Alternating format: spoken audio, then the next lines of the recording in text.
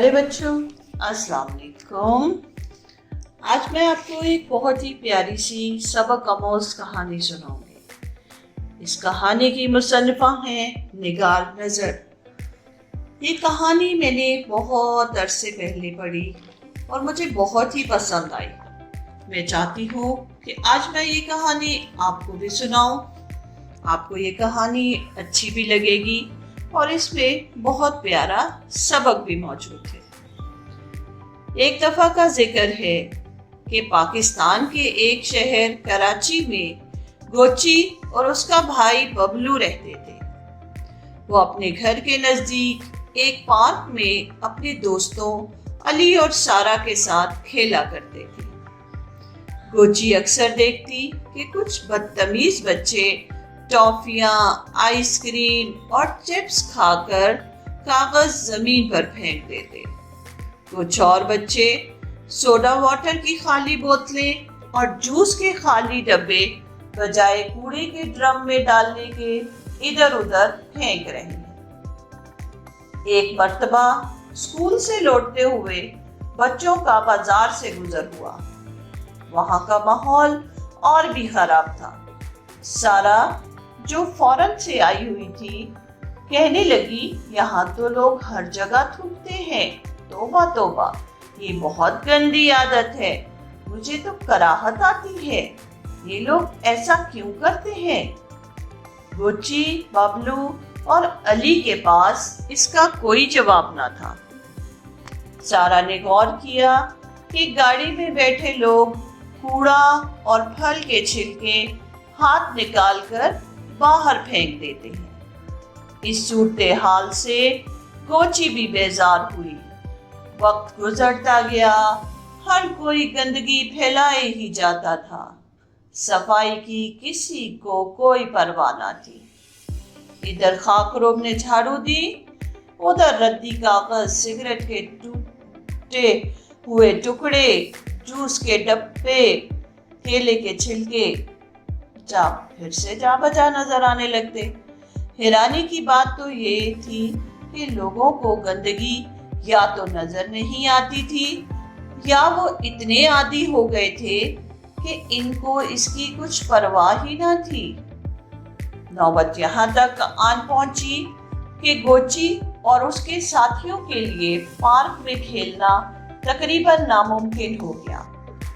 گویا گندگی نے ان کا گھیراؤ کر لیا تھا اور کوڑا کرکٹ ایک آفت نما شکل میں ان کا پیچھا کرنے لگا۔ کھانا کھانے بیٹھتے تو انہیں ڈر لگتا جیسے کوڑے کا جن کھڑکی سے جھانک رہا ہے۔ سوتے تو خواب میں بھیانک شکلیں بنائے کوڑے کا جن نظر آتا۔ گوچی نے ایک دن گوگی سے کہا، دیکھیے ہمارے طرف کتنا کوڑا کرکٹ ہے، یہ جن کی طرح پھیل رہا ہے، لوگ اس پہ غور نہیں کرتے، اور اگر کرتے ہیں تو اس کا کچھ حل کیوں نہیں نکالتے؟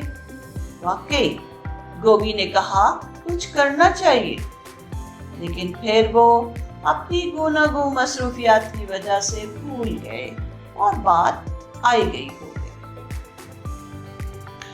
ماحول بد سے بدتر ہوتا چلا گیا، بدبو برداشت سے باہر ہو گئی اور کوڑے کا جن بڑا ہوتا چلا گیا۔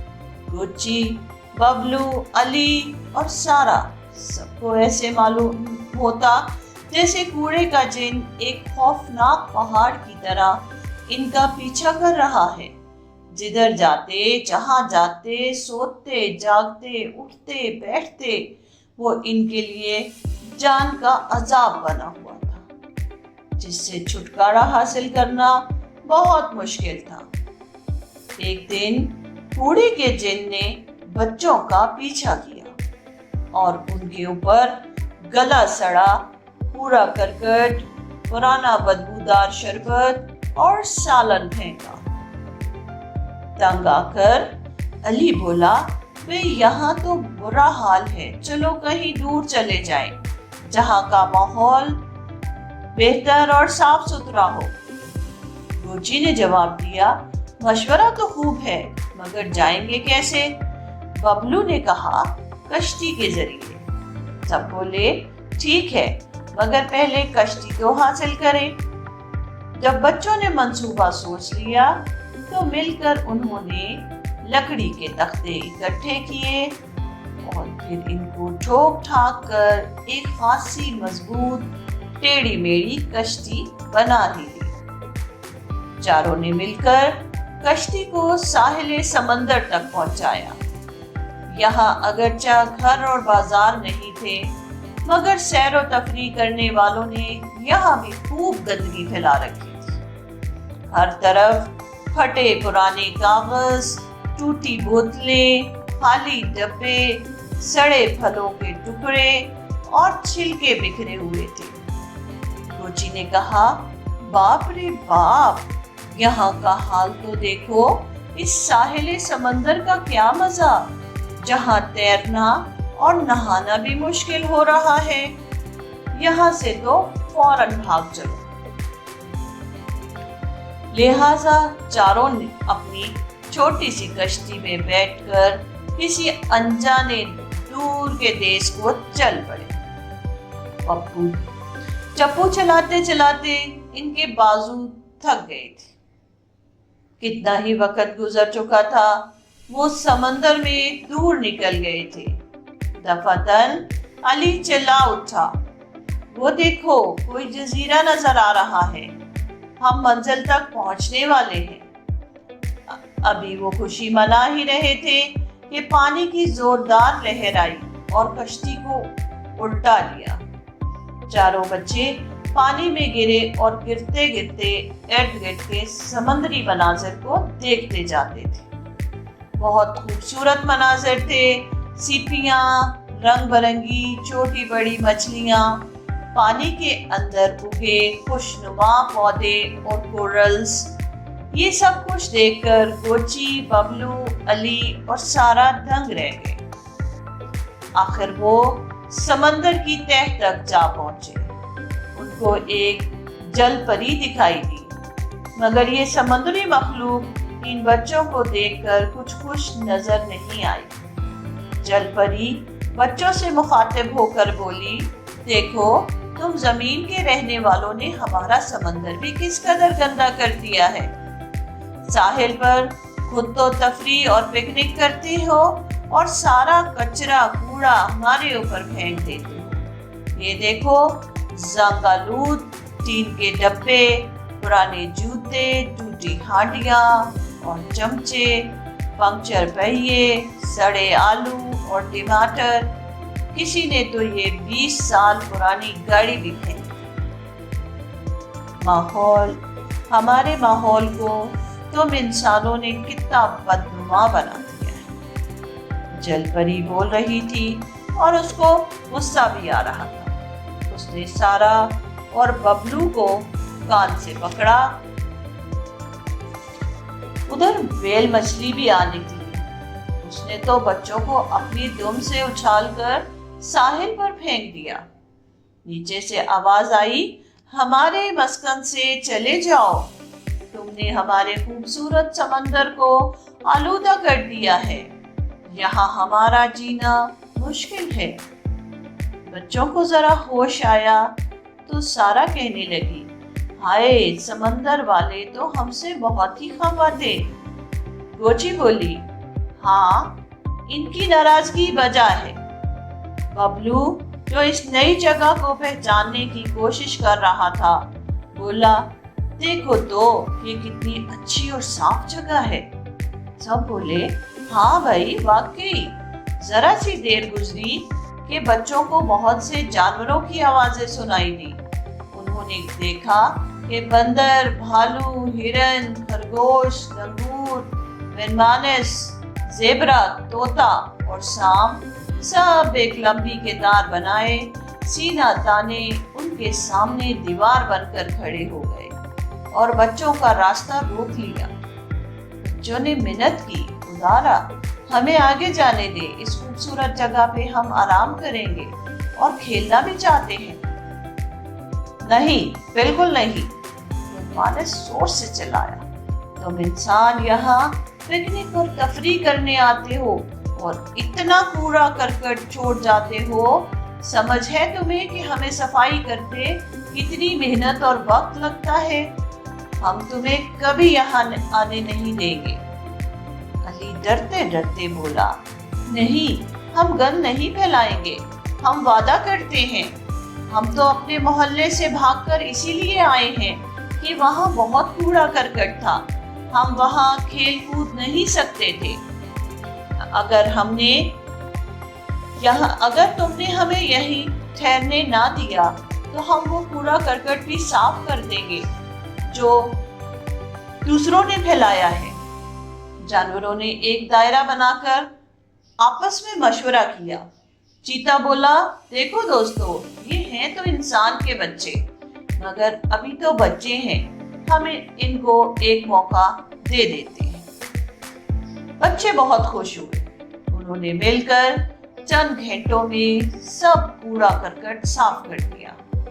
फिर बच्चे परिंदों और जानवरों के साथ घुल मिल गए और खुशखबरियां करने लगे। कितने अफसोस की बात है, गोची बोली, कि ये खानदान के खानदान यहाँ पिकनिक मनाने आते हैं और इनके बच्चे खूब खेलते हैं, खाते पीते हैं, लुत्फ अंदोज होते हैं, और फिर ये किसी एहसास के बगैर सारा कूड़ा करकट इस खूबसूरत मुकाम पर छोड़कर चले जाते हैं।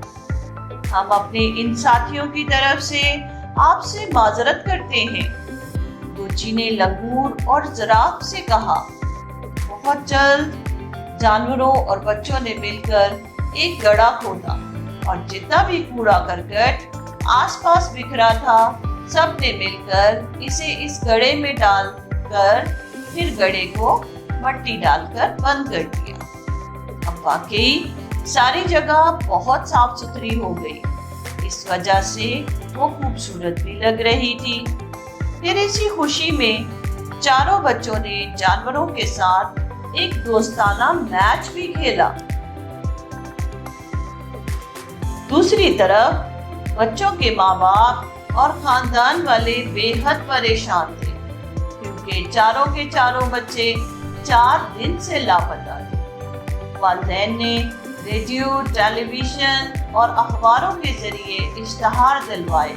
बच्चों को ढूंढने वालों और खैरियत से घर पहुंचाने वालों के लिए कीमती इनामात का ऐलान किया। वो बच्चों के गम में निढाल हो गए, लेकिन गोची, बबलू, अली और सारा का कहीं सुराग न मिला। एक दिन वैसे ही बिन मानिस को ख्याल आया। पूछने लगा, बच्चों, क्या तुम्हारे वालिदैन को मालूम है कि तुम कहाँ हो? बच्चे बोले, सच पूछो तो इनको कुछ मालूम नहीं। अरे, वो तुम्हारे लिए कितने फिक्रमंद होंगे और तुम्हें तलाश कर रहे होंगे। अच्छा होगा कि तुम वापस वालिदैन के पास चले जाओ, लंगूर बोला। मगर वहां तो इतनी गंदगी है और खेलने के लिए कोई साफ जगह भी नहीं, बबलू ने कहा। हिरनी ने कहा, सुनो, अगर हम सब मिलकर इस जगह को साफ सुथरा रख सकते हैं तो यही काम वहां क्यों नहीं कर सकते। अब तुम सब के सब गोची, बबलू, सारा और अली के साथ इस शहर को चलने के लिए तैयार हो गए जहां से वो आए थे। जब बच्चे कराची पहुंचे तो ये खुशखबरी आनन फानन पूरे शहर में फैल गई। बच्चों के वालिदैन तो खुशी के आंसू रोने लगे। रेडियो, टेलीविजन और हर अखबार के नुमाइंदे सर पर पांव रखकर बच्चों को मिलने आन पहुंचे। सबने बच्चों का तफसीली इंटरव्यू किया। पूछा कि वो घर से क्यों भाग गए थे। बच्चों ने सारा माजरा कह सुनाया कि कैसे वो पूरे के जिन के खौफ से दूर भाग गए थे, जिसने इनके अपने शहर में खेलने की कोई जगह न छोड़ी थी। उन्होंने बताया कि किस तरह जंगल के बासी जानवरों ने इनको अपना माहौल साफ रखने का तरीका सिखाया था और वो किस तरह वो अब इनके साथ शहर को भी साफ करने के लिए मदद को आ गए हैं। वालिदैन ने चारों बच्चों को गले से लगाया, इनको तसल्ली दिलाई कि आइंदा वो ना खुद गंदगी फैलाएंगे, ना दूसरों को ऐसी हरकत करने देंगे, अपने माहौल को शफाफ रखेंगे और लोगों को सड़क और फुटपाथ पर थूकने से मना करेंगे। पूरे शहर को साफ सुथरा कर देंगे, हत्ता के साहिल समंदर को भी आलूदगी से पाक कर देंगे। बच्चों ने भी वालिदैन के साथ मिलकर शहर को साफ रखने का तहैया कर लिया। उन्होंने जंगल के जानवरों का शुक्रिया अदा किया और उन्हें तो जंगल वापस जाने दिया, मगर खुद अपने शहर में रहने का फैसला किया। कहने लगे कि हम अपने माहौल को साफ सुथरा रखेंगे और वालिदैन को छोड़कर कहीं भागकर दूर नहीं जाएंगे। सबने वादे के मुताबिक कूड़े के जिन को हमेशा हमेशा के लिए अपने शहर से निकाल दिया। पार्क, गली, कूचे, बाजार और साहिल समंदर सब शीशे की तरह चमकने लगे और गोची, बबलू, अली और सारा कराची के सब लोगों के साथ खुशी खुशी जिंदगी बसर करने लगे।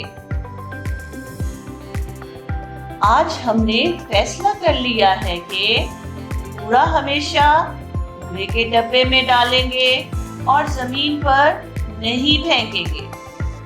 कूड़े में से काम की चीजें जैसे शीशे की बोतलें, धात की चीजें निकाल कर दोबारा इस्तेमाल के काबिल बनाएंगे। गाड़ी या बस में सफर करते वक्त कूड़े के लिए एक थैला रखेंगे ताकि ना गाड़ी गंदी हो और ना बाहर का माहौल। रानो उम्मीद करती है कि आज की कहानी आप सबको बहुत पसंद आई होगी और आपने इससे सबक भी हासिल किया होगा। जी हाँ, हमारा माहौल हमारी जिंदगी है। अगर हम अपने माहौल को साफ नहीं रखेंगे और गंदगी इसी तरह बढ़ती रहेगी तो कूड़े का जिन हमें भी खा जाएगा। बेहतर ये है कि हम सफाई के असूलों का ख्याल रखें। आज के लिए इतना ही। रानो को दे इजाजत, फिर मिलेंगे किसी और कहानी के साथ। अल्लाह हाफिज।